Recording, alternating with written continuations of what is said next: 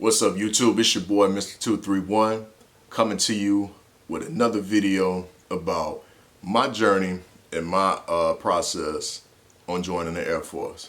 If you haven't already, go ahead, subscribe, like the video, leave your comments, man. Let me know what you want to, what type of content you want, and if you got any questions, let me know.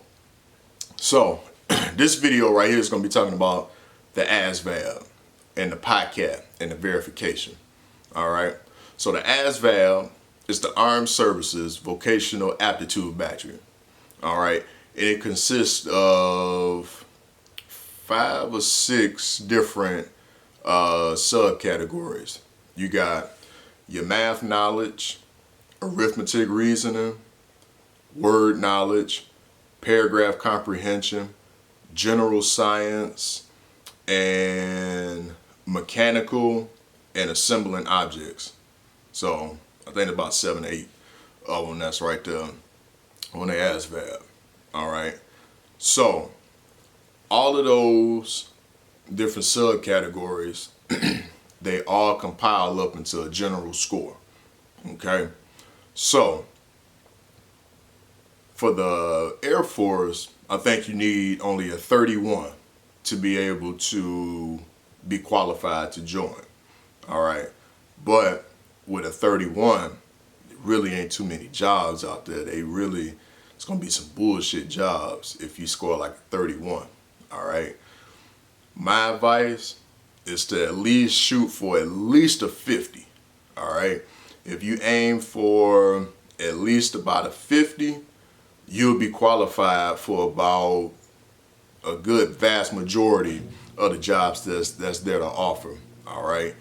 Now, if you get a 99 on that, which a 99 is the highest you can get, shit, you qualify for every fucking job there is for the damn Air Force. You know, you can go spec ops, you can go shit damn near anything you want.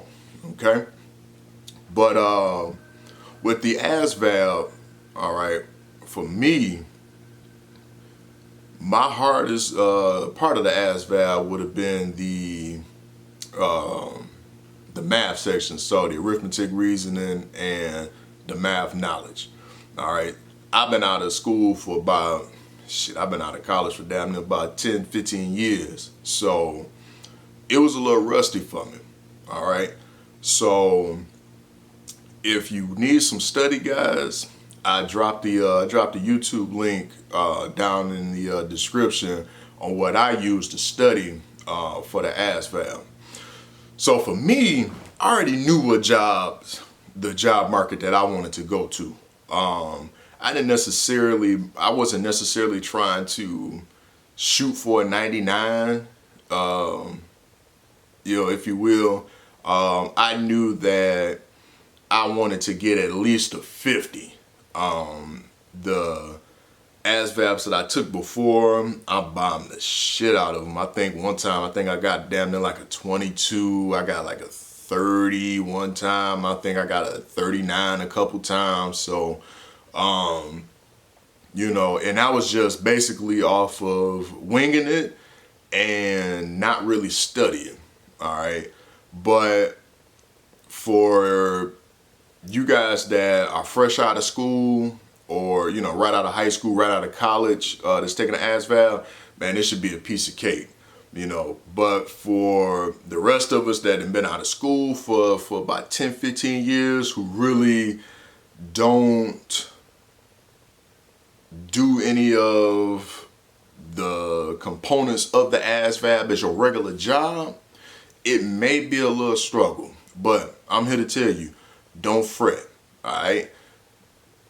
Don't worry about it. If you study, focus, you're going to be just fine, all right? So, if you're scheduled to take the ASVAB, you're going to go off the MEPS. Your recruiter's going to schedule a day to go off the MEPS, and you're going to go and take your ASVAB, all right? It's a computerized test. You get about 3 hours. It's about 158, 152 questions. You get like 3 hours to do it. All right. And like I said, you have I want to say about 30 questions. You average about 30 questions per subcategory when you're taking the ASVAB. All right. So when you're looking at like your mathematic knowledge, your arithmetic reasoning, that pretty much is going to be your basic algebra and a little bit of story problems and general arithmetic. All right, so dividing, fractions, decimals, and exponents. All right, so if you remember your please excuse my dear Aunt Sally, you'll be good. All right. Just know your functions and know your order of process when you're doing your math. All right. I know it may be a little rusty. Take a few practice tests. All right. If you take some of these practice tests that's online, or if you get the Kaplan book or anything like that, those are really good help tools that will prepare you. If like math is your struggling section, that definitely will give you a good heads up, because if you either take that or the PiCAT, man, that shit gonna be a breeze. I'm telling you. Your general science, I mean, it's almost common knowledge with general science. There's really not too much I would say that could help prepare you for it. Your mechanical and auto, that's the last one I forgot for your component for the ASVAB. Your mechanical and auto. For you mechanics out there, guys that know about automobiles and cars and stuff like that, it's pretty much your general under the hood questions, and then your paragraph and word knowledge. So your word knowledge, I would say brush up on your prefixes and suffixes, synonyms and antonyms, your paragraph comprehension. Just read the paragraph. All right, I found that when you get to those sections after you do the math, because you start right off with math. I think it's mathematic knowledge. I think you might start off with. So after you sitting there doing all that math, then you got to go switch to like word knowledge, and then you come back to arithmetic reasoning, and then you go to paragraph comprehension. So it's gonna throw your mind off here and there. When you get to that paragraph comprehension, just make sure you read the paragraph. All right. Also, while you're taking that test, I go by this motto: steady long, steady wrong. All right. When you're taking the test, my best advice to you is look at the answers that you know damn well ain't gonna be the goddamn answer. You feel me?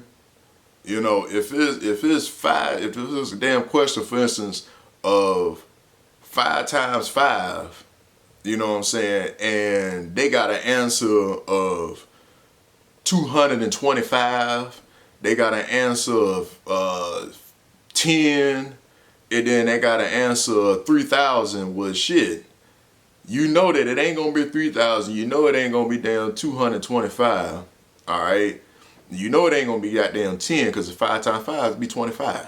You know what I'm saying? So when you look at those answers, some may jump out to you. You might be tied in between two, but you can easily look at them questions, look at the answers first, and do a process of elimination, because the longer you stay on the answer, the higher chance you're gonna have of getting it wrong. All right. Go with your gut instinct. Look at the answers, see the answers that you know damn well that possibly could not be the answer. All right. They're gonna put some answers on there that may trick you, but look at them answers. All right. And look at the ones that you just can tell that, this answer possibly can't be it, because it's either A, too high, or B, too low. You feel me? Paragraph comprehension, read the whole entire paragraph. All right. Because they may ask you about sequences or something like that, and the first step of the sequence might be at the bottom of the paragraph, but you've already read it so much that you thinking that step 2 was number 1 because it was the first thing that they wrote about in the question. All right, so just read your questions out, take your time on it. All right, double check just to make sure that it makes sense, because they're gonna give you like 2 answers that are damn near identical, but one little insert might be the next comma over or something like that. So just pay attention on that, all right, and you're gonna be doing just fine. The object assembly, that right there could be a little tricky because it's at the very end. So after you done all these modules, now you got to sit there and focus at a computer screen and do your assembling objects. And they go from easy, because they go from little puzzle pieces to damn near jigsaw pieces that you have to look at, and your eyes is already burnt out because you've been doing your math, your auto, your mechanical, and now you gotta fucking do assembling objects. And just take your time, all right? It's gonna be the burnout at the end, but just take your time, all right? Just look at the shapes, do the best you can on what it actually is gonna look like, because they're gonna be a lot of, once you get further into that section, man, them pieces gonna start getting smaller and smaller, and you're gonna be sitting there like, oh fuck. All right, but just take your time. All right, you might see other people in that are knocking that shit out. They raising their hand, they getting they're getting their test cleared and stuff like that. Just focus, take your time, and do your very best. All right. Now, with the ASVAB, you also had a PiCAT. All right. So the PiCAT is a alternative to the ASVAB that your recruiter might let you take inside of their office. Okay. My recruiter allowed me to take the PiCAT, and my recruiter tricked me on thinking that I was just going to go do a little brush up test, because I was freaking out about taking the ASVAB, because I wanted to do well enough that I could be able to qualify for the jobs that I wanted, because I wanted to go into admin. So I wanted to make sure that I had the correct line scores for admin to be able to qualify for the jobs that I wanted. So my recruiter put me back in the office and was like, hey, I just want to run you through a test and kind of see where you're at. So I go back, and the PiCAT is just like the ASVAB, but it's not as many questions as the ASVAB. It's about an hour or so, and it gauges the same 8 categories. And for me, I went on, I took the PiCAT and came out, and my recruiter pulled it right up on the computer, because you'll get your PiCAT results right then and there. He'll print out your line scores. It'll look just like the printout that you'll get at MEPS if you took your ASVAB. And I looked up and I seen that my score was a 52, and I was like, oh shit, damn, 52? I'm like, you bullshitting. He was like, nah, this is it. He was like, I'm gonna put this as your official score, because the PiCAT, you can use the PiCAT as an alternative to the ASVAB. Now with the PiCAT, you got to go verify at MEPS. So the PiCAT verification is 30 questions from the PiCAT. They're going to take some questions from your PiCAT and put that on the verification. They're going to give you some extra questions as well. It's 30 questions. All right. So here's the kicker though. When taking the verification, you can't score but 10 points below or 10 points above what your score is. All right, so for me, I couldn't score less than a 42, and I couldn't score higher than a 62. All right, if you do, what's going to end up happening is after that 30th question, it's going to kick you right into the ASVAB. All right, so this is a huge thing to think about, is when if you're allowed to take the PiCAT, first off, be mindful on how you answered your questions. All right. For me, the question was still pretty much fresh because you have 45 days to go verify your answers, because they want to make sure that A, you didn't cheat, and B, that it was you that took that PiCAT. All right, because the PiCAT is not proctored. All right, and some people that are able to take the PiCAT at home can possibly look up answers, use a calculator, anything like that. I dropped everything that was in my pockets and went into the room and took my PiCAT with nothing. They give you a scratch piece of paper. So when I went to MEPS to go do my verification, I remembered that, oh shit, this was some of the questions that was on my PiCAT. So I remember how I answered the question. Now, if you look at your score and be like, damn, I wanted to get a little better, or you remember like, damn, I fucked up on the question, I should have answered it this way, you can. Just be mindful though that you don't want to, it sounds crazy, but you don't want to do a whole lot better on your verification unless you are willing to want to sit there for 3 hours and get kicked into the whole ASVAB and have to take all that shit over again. All right. You want to answer your questions damn near how you answered them when you took your original PiCAT inside of your recruiter's office. All right. Because when you get to that 30th question, when you click next, if it says, please raise your hand for the proctor, you did good. That means you passed. All right. But if you get to that 30th question and they kick you into another screen that's giving you a practice question and saying this is the mathematic knowledge section of the test, you either got too high or you scored too low, and now you're about to take the full ASVAB. All right. So be mindful of that. Lastly, when you're going to test, you're going to take the TAPAS test as well as just your cyber test. TAPAS test is just a personality test. Make sure you answer it as honest as you possibly can. You're gonna see a shit ton of questions that's gonna keep repeating itself. It's like over 100 some odd questions on the I agree, I disagree, sometimes agree, shit like that. They're gonna ask you dumbass shit. They're gonna ask you questions that it's a lose-lose situation. It's like, you got a question that says, I'd rather be at the center of attention, or versus reading a shit ton of books, you know what I'm saying? And if you're the type of person that, that don't really fit you, I mean, just, pick the one that, is what you feel is the right decision, you know what I'm saying? So that's your TAPAS. Lastly, you're going to take your cybersecurity test. Cybersecurity test, man, it's a small test just talking about computer components, software, hardware, the computer.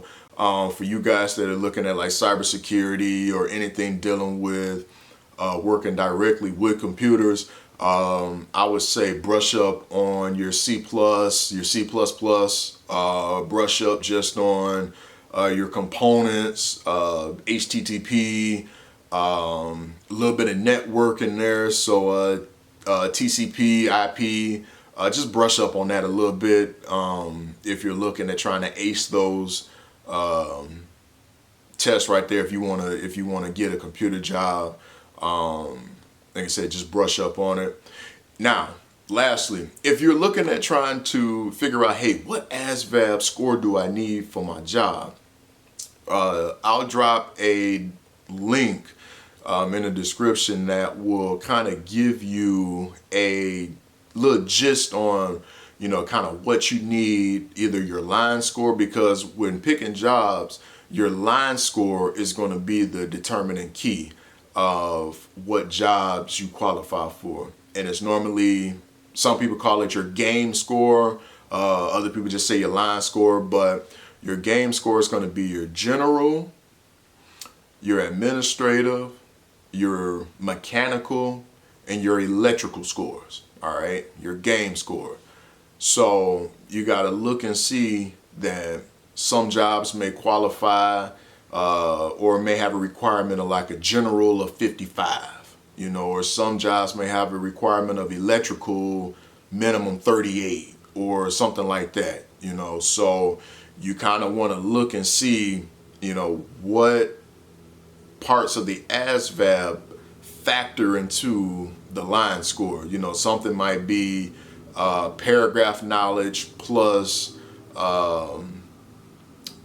paragraph comprehension plus mathematic knowledge will equal up a score that you might need for administrative, you know, for instance. So I'll drop a link in the description on where you can go to see what line scores you would need to see what you qualify for.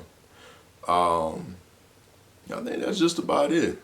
So smash the like, remember subscribe, like, drop the comments below. If you want to reach out to me, man, hit me up on my social medias. I drop them down in the comments below. Once again, this is your boy, Mr. 231, signing off, man. This is another edition of my process to the Air Force. Peace.